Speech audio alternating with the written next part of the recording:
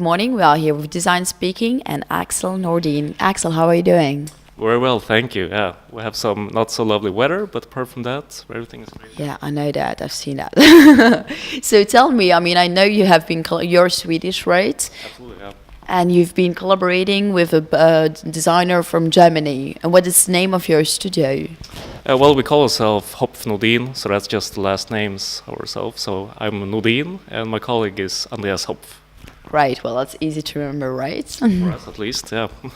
Definitely. So tell me more about you. I mean, how did you meet each other and how did you started, co-working together? Well, Andreas and I are both teaching at the Lund University of Industrial Design. So I've been doing my PhD there, and he's teaching the industrial design students. And we started working on a research project, actually, within bio-inspired design. And you can kind of see that reflected in some of our projects as well. Well, I saw that. Tell me more about your projects this year. I mean, you're presenting here in Barara district, a kind of desk table, a small table, a shelf, right? And lamps also. So tell me more about it. I mean, I think you're really into this natural side of the world, right? Absolutely. I mean, there's so much inspiration to be gathered from biology and mathematics, as well as just nature in general. So we've been taking a lot of hints from Mother Nature and putting nature to work, so to speak, both in our table here as well as our shelf. But we've been doing some other projects more in do with LED lighting, because it's such an interesting technology and really requires a lot from the designer to make it work in a proper way, so to speak.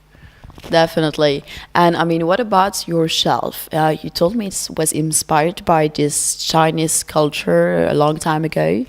Yeah, absolutely. Well, it's based on a tessellation called the Chinese lattice, which is a very traditional Chinese pattern that they use for walls and for balustrades and stuff like that. But they used it thousands of years ago. And then they kind of got forgotten, and you didn't see that much in the West, so to speak. But then in the 19th century, a scientist actually went there and started to be fascinated by all these old books with these tessellations and rediscovered it, so to speak. And since then, it's gotten forgotten again, but now we've been using it here on our shelves and in our tables as well. It's really interesting and cool-looking tessellation. Well, that's great. And what about your collaborations with some brands? I mean, I don't know if you're already collaborating with some famous brands, or which would you like? Well, certainly we'd like to collaborate with more brands. We've had a couple of collaborations with lighting manufacturers mainly, as well as a couple of retailers in Berlin. But we're always looking for new collaborations and big brands that can do interesting things within LED lighting or furniture for that. Do you have a name in mind? Well, I mean, anything from the bigger places like Artemida or whatnot. But certainly we're interested in also doing quite a bit of work on our own, like you see quite commonly now with young designers finding out that you can actually produce quite a bit of products on your own. Definitely.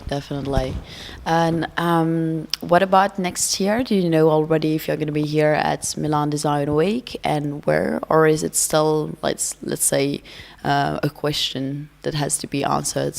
Certainly, yeah. We don't plan that far in ahead, like most small design studios. 1 month in ahead is already. No way. Well, maybe not quite, but certainly we're not exactly sure where we'll be. But Milan is a terrific place to be sure. Definitely. Well, let's cross our fingers, and it was a pleasure to meet you. Thank you.